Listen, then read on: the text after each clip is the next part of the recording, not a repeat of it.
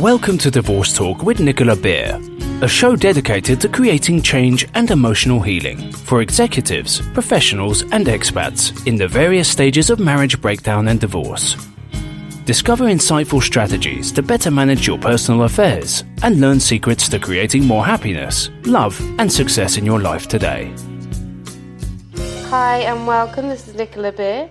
I am so happy you are here with me today because this is an area that I really have struggled with, and I'm going to be exposing myself. I'm going to be telling you some deep secrets of mine, my inner thoughts, my inner feelings, and I'm pleased that if any of this helps you to have a happier life, to have happier relationships, to feel better and create something better, then I've done my job. I've made a difference. So I'm going to be exposing some of my weakest areas. So if I'm so amazing, then why am I still single? This is a question that I used to ask myself internally time and time again. I just used to think it. This happened for several years, especially after comments like, "I can't believe you're single. Don't lie. You must have someone tucked away. I bet you have them lining up at your doorstep." And whether it's pity, disbelief, or care that they are showing, it's awkward. Especially if it's, your uncle, your grandparents, your parents, school friends, well-meaning people. Sometimes it's even cringeworthy if it comes from your boss or someone like that. And it's awkward because it causes that same niggling question to surface again. Is there something wrong with me? Why am I single? So, do you want to know why so many people struggle with finding love? So many people struggle with finding incredible relationships? No, it's not because there aren't any good women or men out there, or because you're in the wrong job, profession, or you're in the wrong time of your life. That means, you've got the children, or you're too busy at work, or you're too old.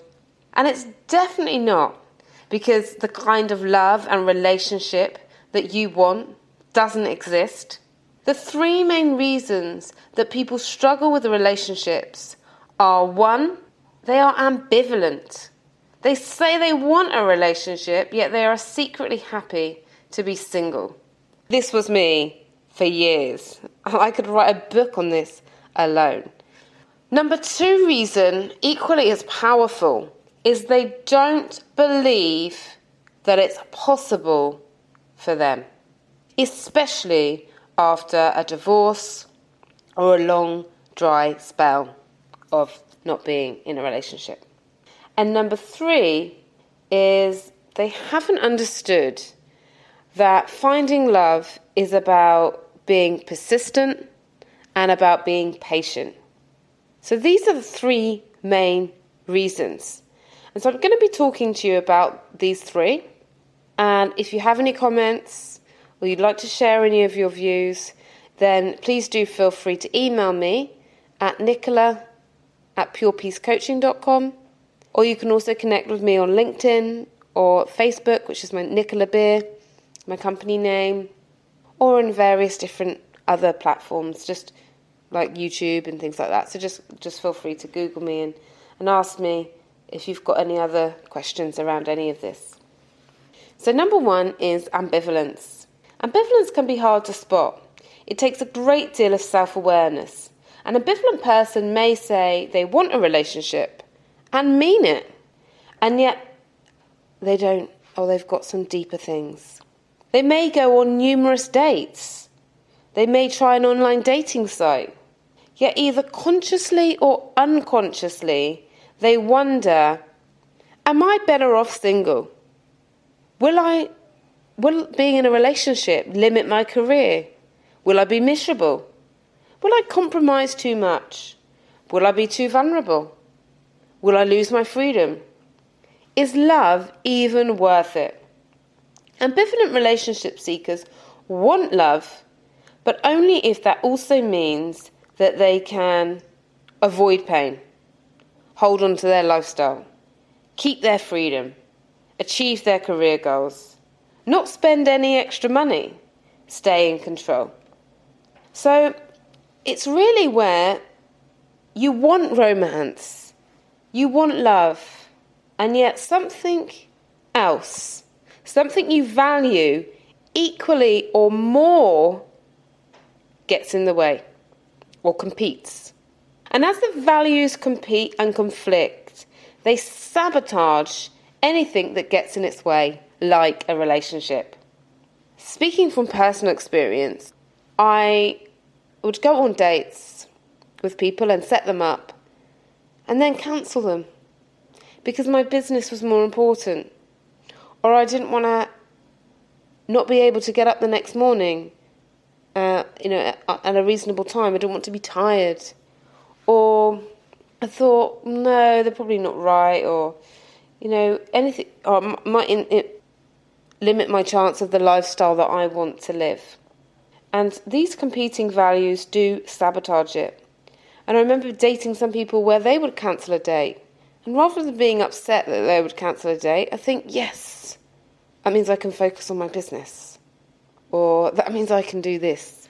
And that clearly is a conflict going on somewhere. And I've had women come here, and men actually, who will say, I want to be in a relationship, but this is how it looks like for me. 2 hours on a Tuesday night, 2 hours on a Saturday night, and a few hours on a Sunday morning. That's what I'm happy to give, or that's how it's gonna look like. Now, it's good to be aware of what you want, but there needs to be a little bit of flexibility. And normally, if there's a conflict to those set hours or that set time, then no, don't want it. It's not right for me. So these are some of the things that we need to be aware of in order to have a fulfilling relationship and finding love. Coaching many individuals through this, I often find the same competing values. As I've mentioned, career and business, that's a very common one. Other ones have athletic goals. I've worked with lots of triathletes and triathlons, and what I found is that some of them, they really don't want anything to affect their performance. And so I've had men that say, oh, look, I can't date anyone, Nicola, because I'm on a really intensive protein diet. So therefore I need to eat a certain huge amount of protein at all these set times. Alcohol is poison at the moment in my training plan. Don't want that to come into my life. So what I really need to do is I need to do X, Y, Z, and a woman would interfere with that. And then they might say, well, I can have 2 nights off a month, so I can see them, I can date 2 nights a month. But we all know in reality that we need to be a little bit adaptable. So having a coach or having someone to work with, even if you just talk to your friends about it, but just say, if you're struggling a bit, saying, am I being realistic here? Have I got too set and rigid in certain way things should be? And other lifestyle habits can sometimes get in the way of people having relationships, competing values. There are lots of people who want to have a relationship but have children, and they're single, and they have their children that they really care about, and sometimes they use the children as an excuse. And so it's about how can we find a way where you can have and be there for your children, have your family, and yet still have a relationship, and working with someone, just sometimes being self-aware. I mean, I had to just completely get honest with myself. And getting honest can be difficult. Getting honest can be pretty ugly at times when we're honest with ourselves and when we say, that's me. When I started doing all this relationship coaching and helping people find love, I was in shock at all the games that I was playing, all the things I was doing that I was sabotaging myself. And there I was thinking, well, I really want a relationship. And yet my behaviour, my thinking was irrational, was completely against the kind of person that would attract a relationship. Feeling stressed when you have to see someone for longer than you need to. I mean, I was working with one lady, she came here and she said to me, I really want a relationship. And I said, okay, what does a relationship look like to you? And she said, well, 2 hours on a Saturday night and 2 hours on a Sunday morning. I can stay over sometimes. And then one night during the week, 3 hours. I said, right, okay. So what if your partner needs you for more? Or what if your partner can't do Saturdays or Sundays? And then there was this shock. Well, okay, maybe I need to be a bit more adaptable. Maybe I need to change. Or if not, then you can look for that person that's going to meet that absolute ideal, but you'll just need to be ready that it may take you longer. You may have to filter through. Ambivalent people sometimes are aware of their own patterns. Now, if they're aware of their own patterns, this is what they sound like. I've met some really great men, but maybe I can do better. Or I'm ready to commit, but I'm not willing to stop doing this. I really want to be married, but I'm terrified of it going wrong again. Or I'm concerned that making these sacrifices won't be worth it, so maybe I will, maybe I won't. When ambivalence is unconscious, it can be even more difficult to spot its sabotaging ways. As I said, I really didn't know that I had this. I really didn't know how much I was sabotaging my own chances of having a loving, warm relationship. So if you find yourself ending relationships before they've even had a chance to flourish, guilty. Using your career, business, or children as an excuse not to be more involved, guilty. Going to great lengths to protect your freedom, guilty. There is a chance that you are ambivalent and are unintentionally ruining your chances. Awareness is the first step in any change. So congratulate yourself for being aware. Now let's look at the second thing that keeps most people single, and that is beliefs. If you wholeheartedly want a relationship and haven't had much success, it can often be down to our beliefs. Our beliefs create our reality. If you believe that you will never find the right person, or that you're too old, too fat, too short, too poor, too successful, too outgoing, too quiet, too busy, or any other excuse that you tell yourself, then that can become your reality. Many women and many men after divorce think that they will never find love again. Becoming aware of our unconscious beliefs and changing them is key to finding someone.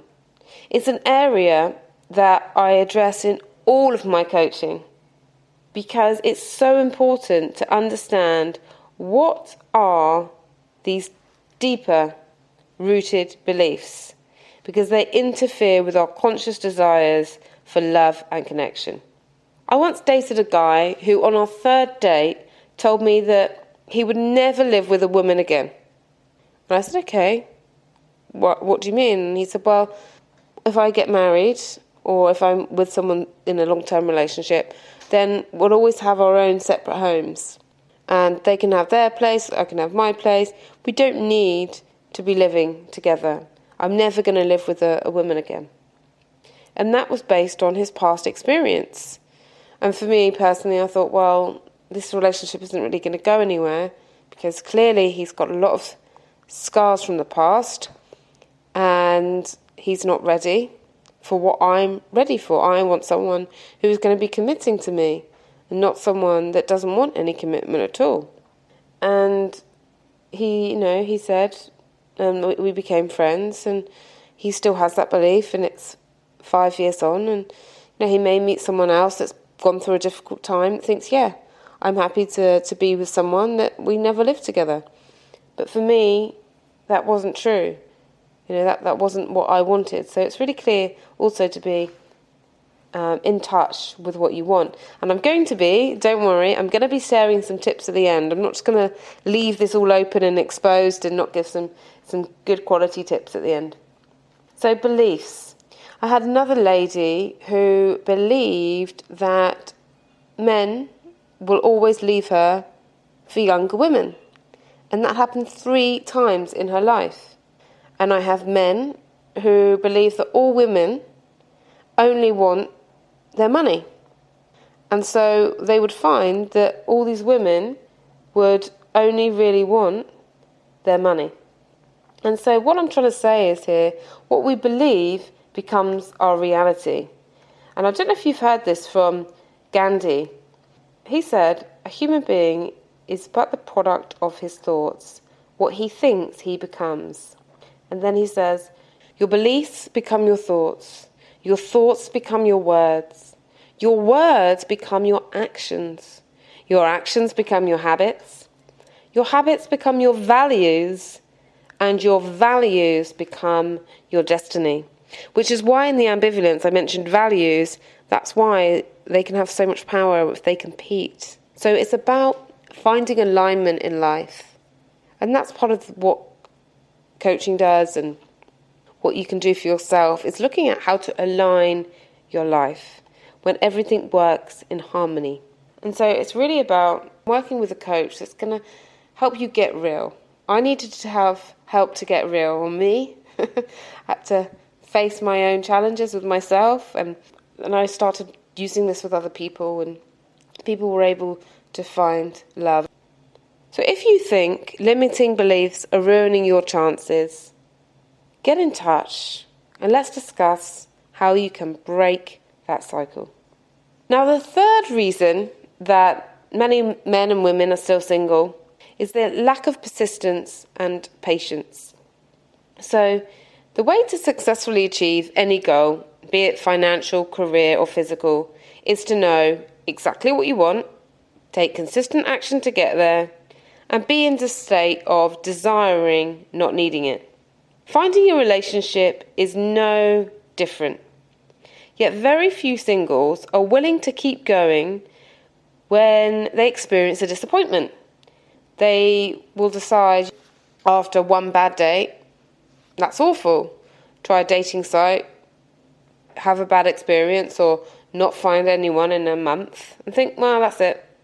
This is rubbish. I'm quitting. And what happens is they give up. Yet finding love requires a balance of patience and of persistence.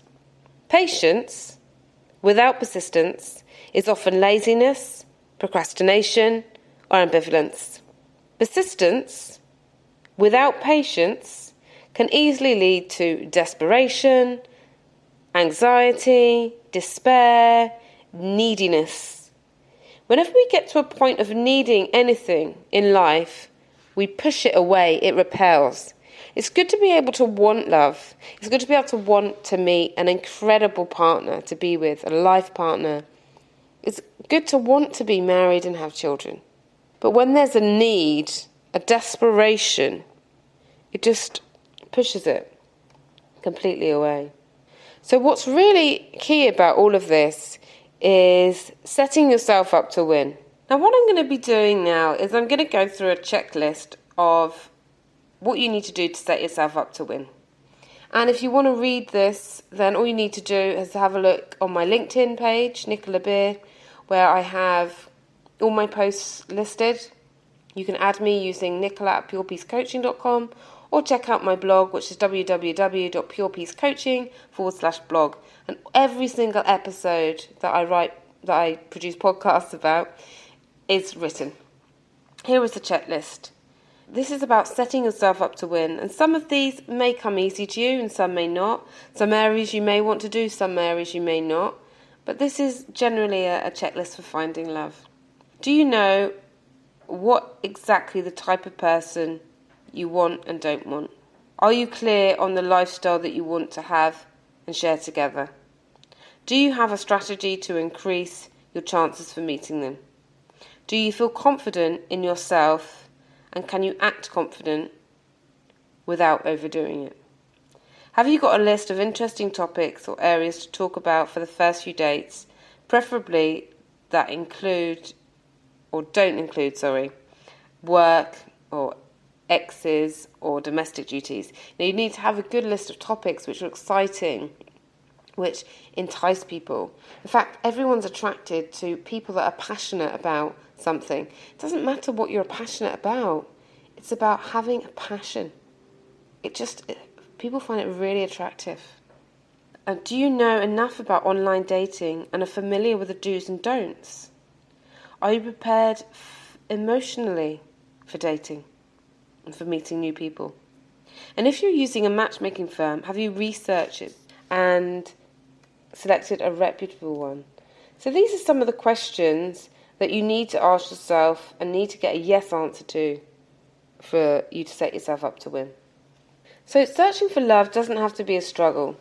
If you sincerely want an intimate partner, you are already beyond the biggest and toughest hurdle, which is that ambivalence that I mentioned. Because if you aren't certain altogether that you want a relationship, then you need to take a look at this issue and how to move beyond it. And this is what I had to do. I had to strip myself bare of all the things that I was doing to sabotage my chances. And through eliminating inner conflicts and having a solid strategy for getting there, you'll be well on your way to finding love. Many find hiring a relationship expert or matchmaking company can help them get there faster, or can help them if they're too busy. Whichever path you choose, meeting someone special can enrich your life and make your fondest dreams come true. Just don't give up on your dream. It will happen to you. Just need to keep going. Thank you so much for listening. I really hope that there's something useful in this. From my heart to yours, take care. Thank you for listening to Divorce Talk with Nicola Beer. If you have enjoyed the program, please leave a rating and review on iTunes so more people dealing with marriage breakdown and divorce get the support they need.